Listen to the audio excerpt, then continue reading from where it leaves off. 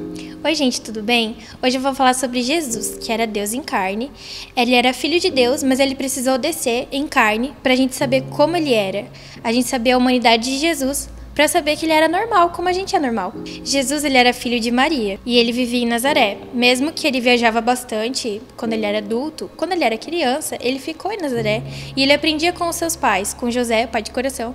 Ele aprendeu como trabalhar, como ser um carpinteiro, como mexer com as coisas. Jesus, na sua infância, ele sempre ficava no templo e ele gostava de ouvir os pastores daquela época, os sacerdotes, como diziam essas pessoas. Ele gostava de saber o que essas pessoas tinham para dizer a respeito de Deus e da palavra do Senhor.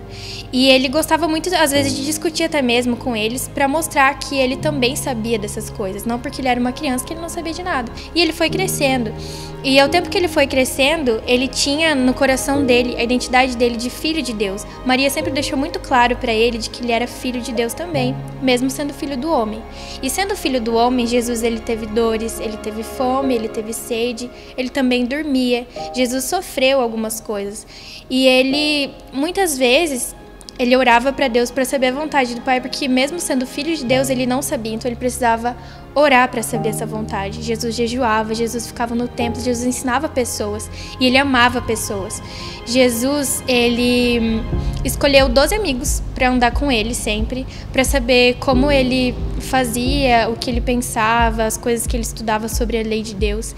E essa lei estava no coração dele, então ele conseguiu cumprir todas as coisas em amor. Jesus, mesmo sendo humano e mesmo tendo passado por todas as aflições para que a gente pudesse entender que é possível passar por todas as aflições, Jesus nunca pecou. Jesus, ele era comum, ele era normal.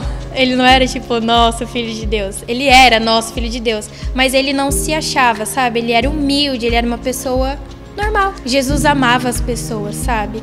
Ele ensinava com amor, ele amava as pessoas, ele queria sempre ficar próximo delas. Jesus, ele era normal, então ele também pagava impostos e ele era cheio do Espírito Santo. Por isso que ele falava tudo o que ele falava, por isso que ele conseguia andar em verdade, em humildade, todas essas coisas. Ele tinha o fruto do Espírito Santo dentro dele, como nós podemos ter também. A gente é cheio do Espírito Santo, então a gente consegue fazer obras como as de Jesus.